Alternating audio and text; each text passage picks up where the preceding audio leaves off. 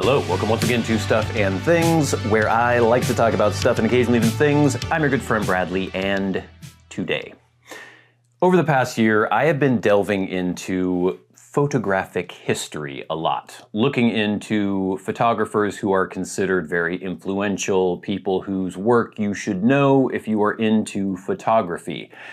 The problem with that is that usually photo books are super expensive, so often I can look at photographs from certain photographers online, but if I want to actually own a physical book, it's going to be hundreds of dollars. A lot of these books are often out of print, and they're rare and desirable. But recently, I've been discovering some reprints of really, really important and seminal photo books that are available right now, as of the recording of this video, and I thought I'd highlight them for you because I think they're really important to own. If you have any interest in photography, in the history of photography, especially American photography, these two books are really, I think, kind of necessary. The first one I want to talk about is American Photographs. This was originally purchased in 1938 by the Museum of Modern Art. This version that I'm holding in my hand right now is a reprint by the Museum of Modern Art. This particular edition is the 5th edition from 2022. It is $22.50 on Amazon right now. That is insane. When I used to look for this book in years past, I would see copies for hundreds of dollars online. It was rare, it was out of print. You can get it now for $22.50. The other book I'm going to be talking about is this one, The Americans by Robert Frank, another seminal photography book. This was first published in 1958 in France and then in 1959 in the US. This is an Aperture reprint. This one is from 2024 and it is currently available for $32.40 on Amazon.com. So two extremely seminal, groundbreaking photography books available currently on Amazon for a song. Now, I'm not going to get too crazy with the biographies of Walker Evans and Robert Frank. We'll talk a little bit about them as we look at both of these books, and I'm also not going to do an entire flip through of these books. If you're interested in these books, you should go buy them. And again, I'm not selling these, I'm not being paid anything for these. I'm just really excited about the fact that these books are available. And they're cheap, I mean relatively cheap. And they're really nice, well-printed editions of these extremely seminal photo books. So let's get into each one of these. We're going to turn the camera and I'll do a brief overview of each of these photographers and talk a little bit about the importance of these particular books and then just show you some of my favorite images from these books. Now, these are my favorite images today as I was flipping through these and just writing down some of these images, but there are so many iconic, important images in these books, and if you ask me another day, I might pick out 10 different ones or 20 different ones, but these are by no means the best images from these books, but there are just some that I have picked out that I decided to show you to maybe whet your appetite, to maybe convince you that you should purchase these books for yourself and really study them closely. So, Walker Evans, American Photographs, first published in 1938 by the Museum of Modern Art. This is the 5th printing by MoMA from 2022, currently available on Amazon for $22.50. Now, we have some information about this book.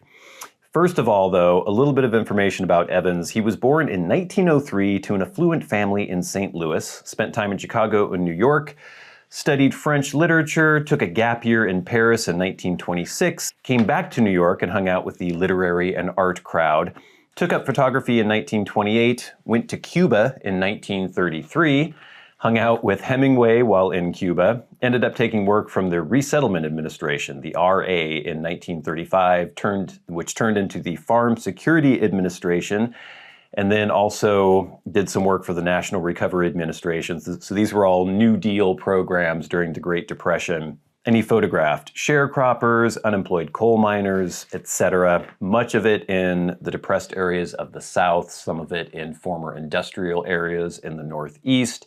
And he mostly worked with large format cameras.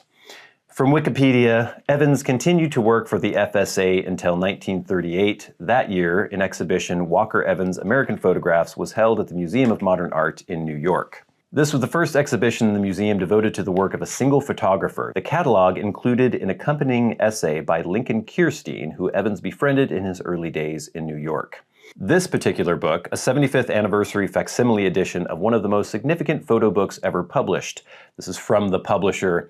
More than any other artist, Walker Evans invented the images of essential America that we have long since accepted as fact. So the 75th anniversary edition of American Photographs has been made with new reproductions. It recreates the original 1938 edition as closely as possible to make the landmark publication available for a new generation.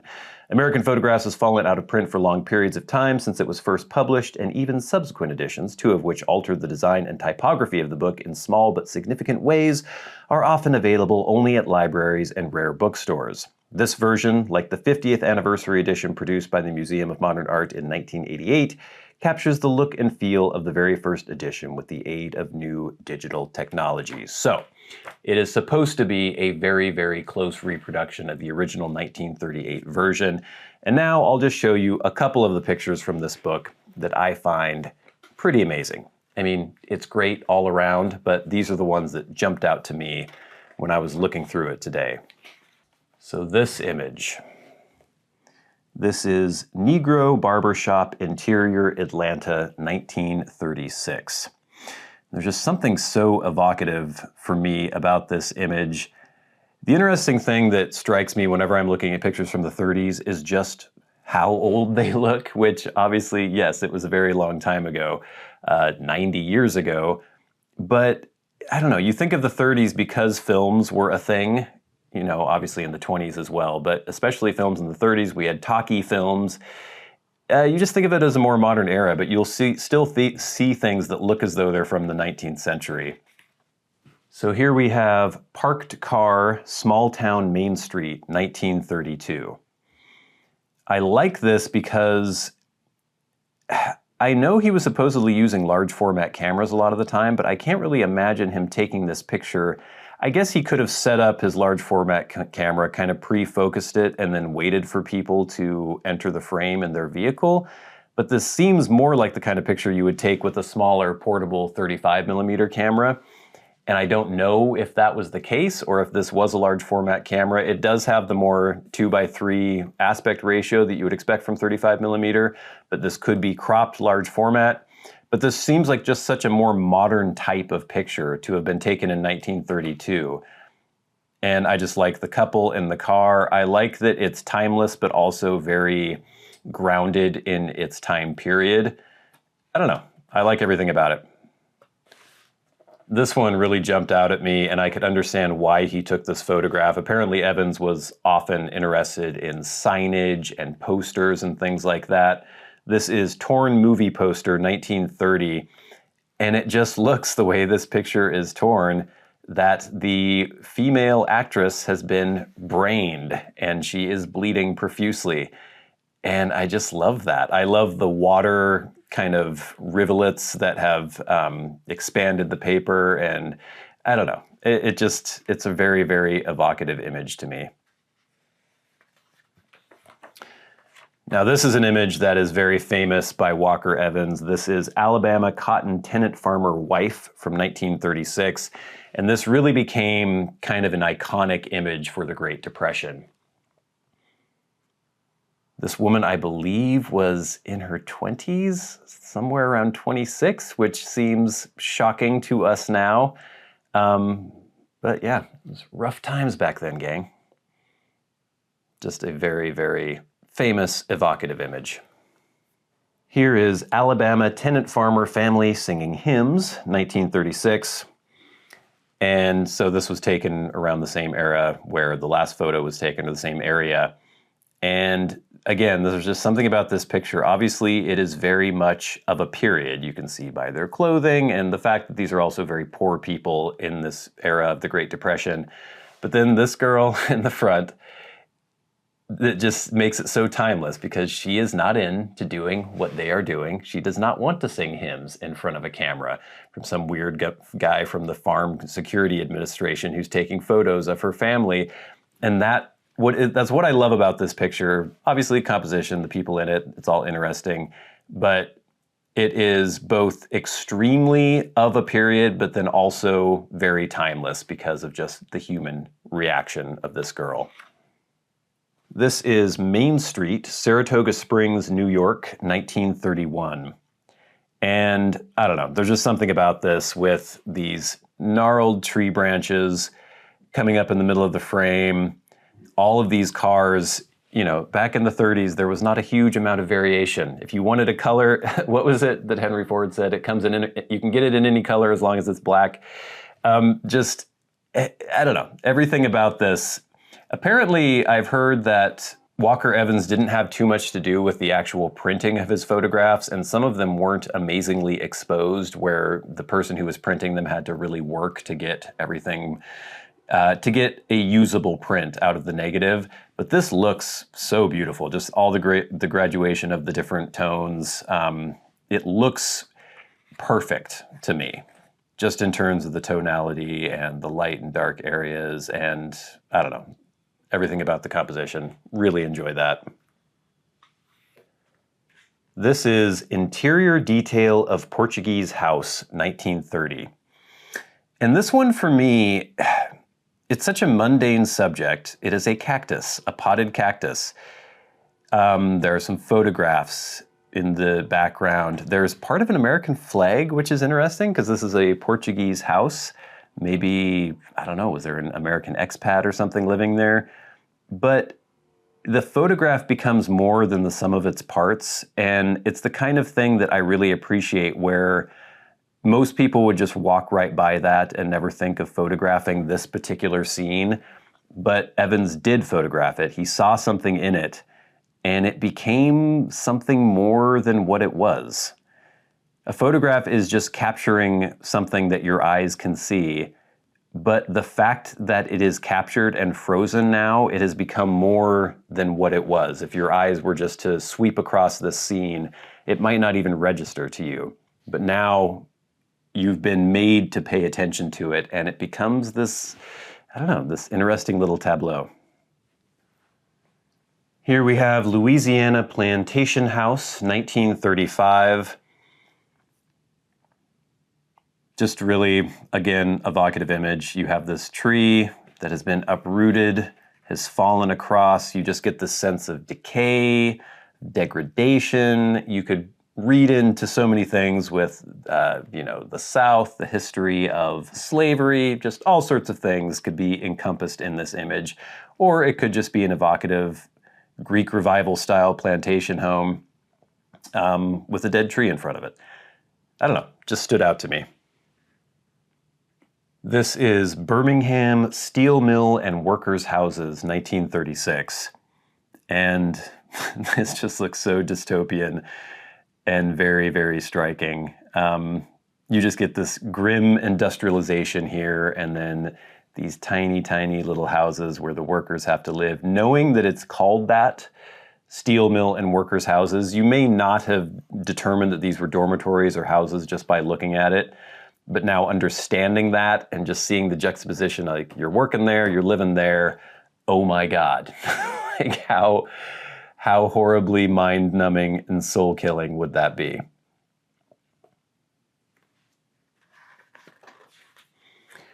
Evans seemed to be really interested in architecture, and especially people trying to recreate past architectural styles in kind of a shoddy way.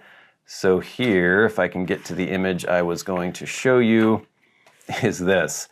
So this is Greek Temple Building, Natchez, Mississippi, 1936. So a very, very amateurish attempt at recreating a classical Greek architectural style.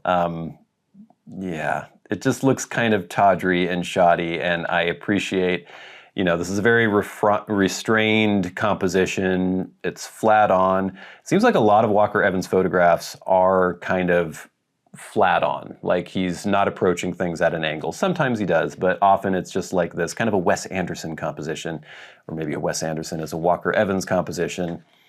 But, you know, everything is kept fairly symmetrical in the frame, and it's just very matter of fact. And I like that.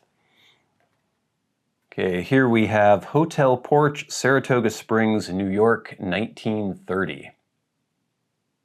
And again, just that motif of being interested in architecture and this sort of colonnade that you've got of all these posts going by. It's so busy, but it's also so regular. It creates these shapes. All of these almost confusing lines, taken individually, it's too complex and it doesn't really make a lot of sense, but when you put it together, you get these sort of planes that your eye goes to. I don't know, I just like it. And then 37, this is Tin Relic, 1930. So just a piece of garbage, but he liked the way the light and the shadow was falling, and he created an image from that. It also has, I don't know if you've ever seen where people will put different grids and things over pictures to talk about, oh, the golden mean or the perfect proportions. There's that spiral that people often say great photographers try to recreate. You can see that within this image here. I don't know if that was intentional or not, but it definitely works as sort of that golden ratio spiral. Obviously, so many more amazing photographs in this book, and it's just really beautifully made, beautifully printed, fantastic, and well worth checking out. Walker Evans, American Photographs. So here we have Robert Frank, The Americans, originally published in 1958 in France, and then 1959 in the US. This particular version is the Aperture version, published in 2024, currently available on Amazon for $32.40. Now again, just a very brief biography. Robert Frank was born into a Jewish family in Zurich, Switzerland in 1924, was able to stay safe in Switzerland during World War II, and took up photography. After the war, he emigrated to the United States in 1947 and secured a job in New York City as a fashion photographer for Harper's Bazaar. From Wikipedia, though he was initially optimistic about the United States society and culture, his perspective quickly changed as he confronted the fast pace of American life and what he saw as an overemphasis on money. He now saw America as an often bleak and lonely place, a perspective that became evident in his later photography. Frank's own dissatisfaction with the control that editors exercised over his work also undoubtedly colored his experience. He continued to travel, moving his family briefly to Paris. In 1953, he returned to New York and continued to work as a freelance photojournalist for magazines including McCall's, Vogue, and Fortune. Inspired by fellow Swiss photographer Tuggener, his book, Bill Brandt's The English at Home and Walker Evans, American Photographs, and on the recommendation of Evans, who was a previous recipient of a Guggenheim Fellowship, Frank secured a Guggenheim Fellowship from the John Simon Guggenheim Memorial Foundation in 1955 to travel across the United States and photograph all strata of its society. He took his family dog along with him for part of the series of road trips over the next 2 years, during which he took 28,000 shots. Only 83 of those were finally selected by him for publication in The Americans. From the publisher, in the nearly 7 decades since its publication in France in 1958, then in the United States in 1959, Robert Frank's The Americans has become one of the most influential and enduring works of American photography. Through 83 photographs taken across the country, Frank unveiled an America that had gone previously unacknowledged, confronting its people with an underbelly of racial inequality, corruption, injustice, and the stark reality of the American dream. Frank's point of view, at once startling and tenacious, is imbued with humanity and lyricism, painting a poignant and incomparable portrait of the nation at a turning point in history. This book is really interesting because Robert Frank, being kind of an outsider, being someone from Switzerland, viewing America through an outsider perspective, especially at a time, a post-war period, which often many people consider sort of a golden age in American history. It's interesting just to see sort of the contrast between the kinds of subjects he photographs. This book was also super important in that he broke a lot of rules as far as cropping his photographs, framing his photographs in weird and interesting ways.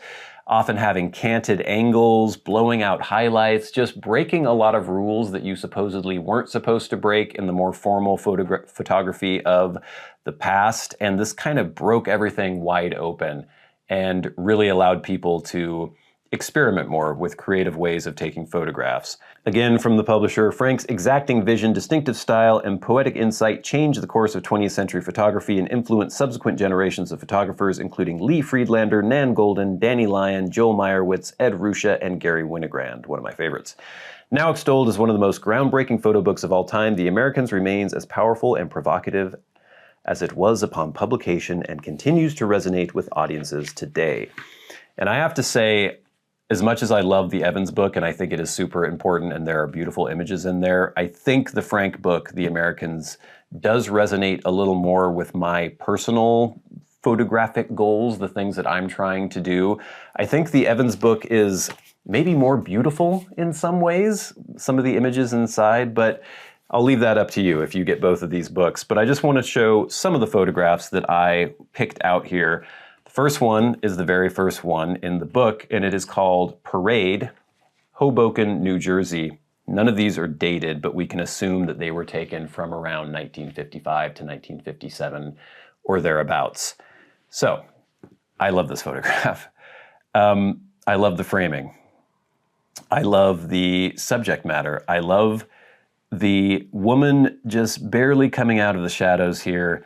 The fact that the flag is obstructing this other person. These people are obviously watching a parade that's down on the street. We're assuming it's maybe a 4th of July parade because we can see the American flag here.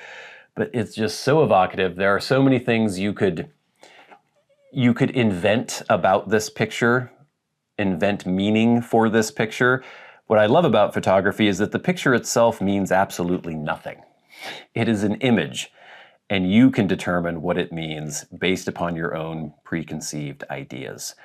And this one, I'm sure, could inspire a lot of ideas in the viewer. Next, we have Candy Store, New York City. I like this because it's one of those where it breaks a lot of rules that would have been established at the time when this photograph was made, or when this photograph was taken. It's at a canted angle.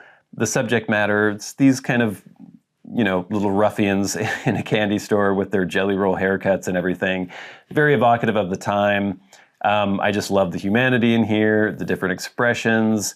It's cramming all these people into this tiny area and the way they're all huddled around this jukebox. I don't know. This one just jumped out at me. And again, there could be 1,000, well, not 1,000, there aren't 1,000 in this. There are 83 photos in this book, but there could be any one of those photos jumping out to me on a different day. Oh, this one. So this is Charleston, South Carolina. And I love this picture.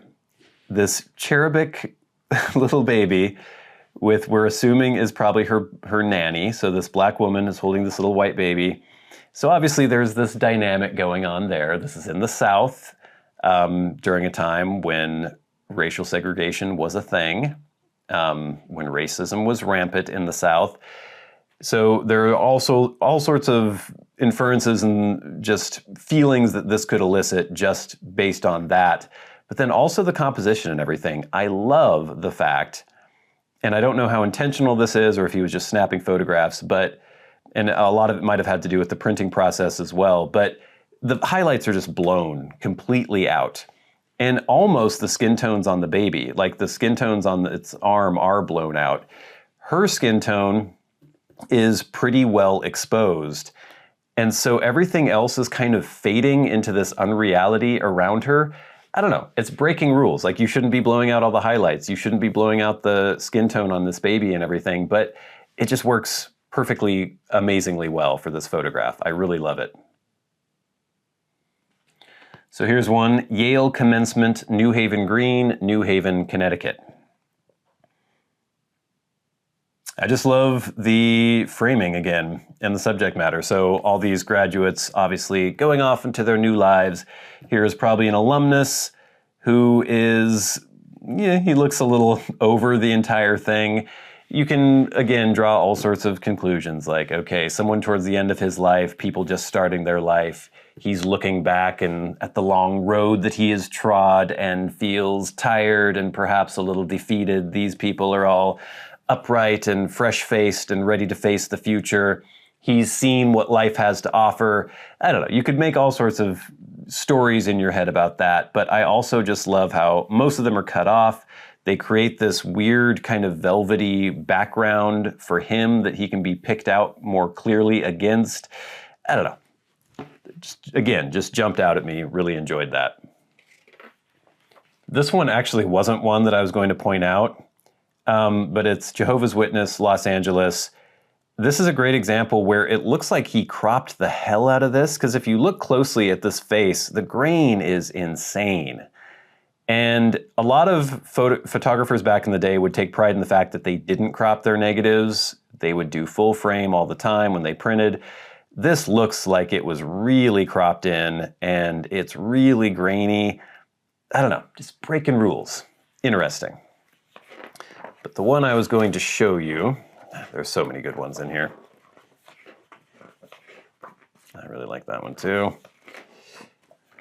So here we go. Barbershop through Screen Door, McClellanville, South Carolina.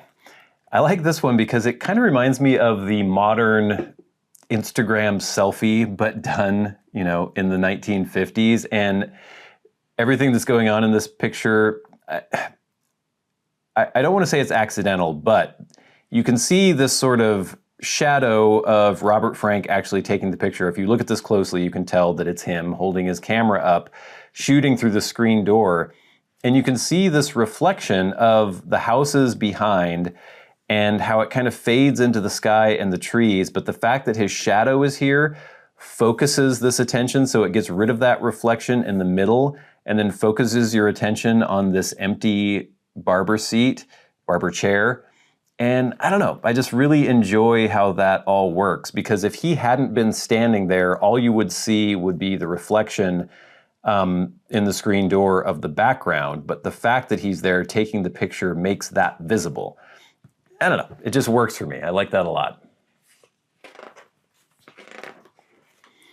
Next we have this. This is Newburgh, New York, and I enjoy this because obviously the subject matter is interesting. The characters in the photograph are interesting. I enjoy just looking at it as simply a picture, but I'm also fascinated by the fact that this is in the mid-50s.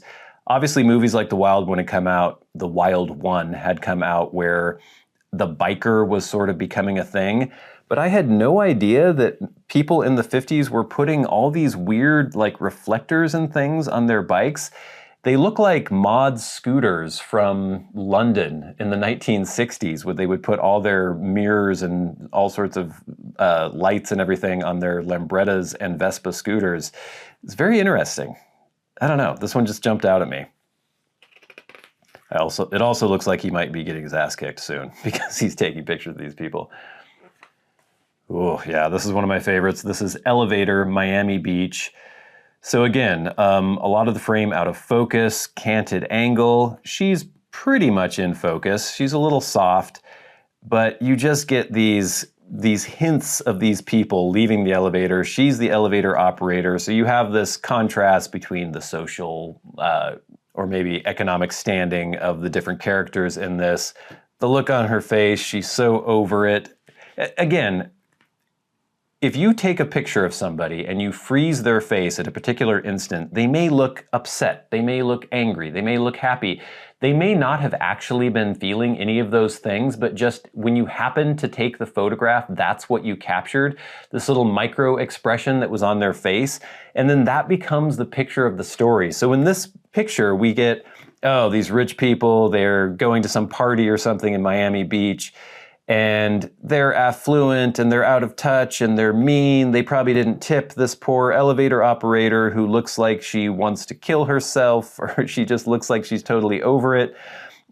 She's also beautiful, but maybe she was perfectly friendly and happy. Maybe she was having a great day, but the fact that this image was taken at this exact moment, we get this perfect story, which may or may not really be what was happening, but it doesn't matter because it's happening in this photograph.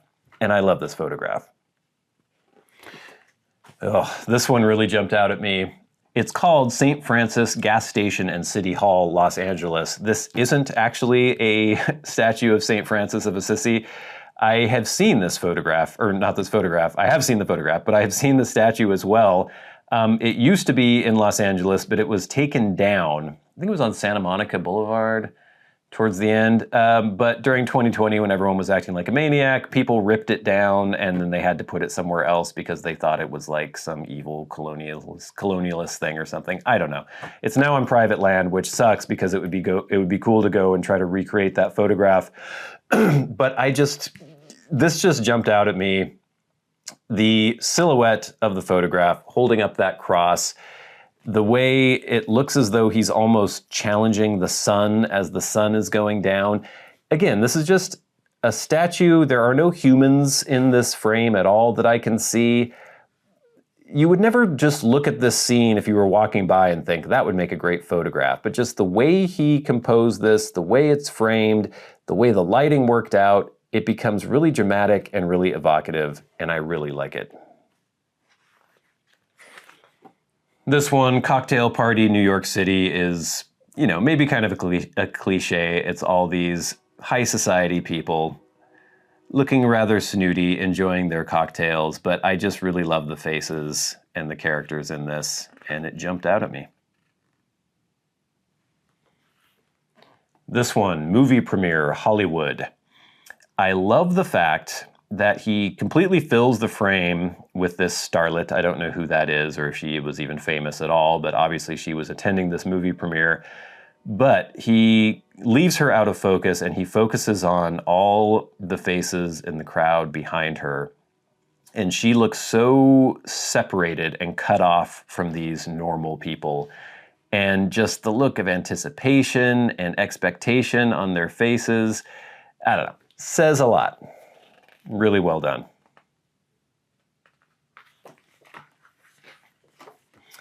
I love this one, Cafeteria, San Francisco. This guy just looks like he has the weight of the world on his shoulders. He looks as though he's contemplating, I don't know, infinity as he's eating whatever this is. It doesn't look super appetizing. A picture says 1,000 words. The expression on his face says 1,000 words. You can decide for yourself what those words are. I think a lot of them begin with F and end in CK.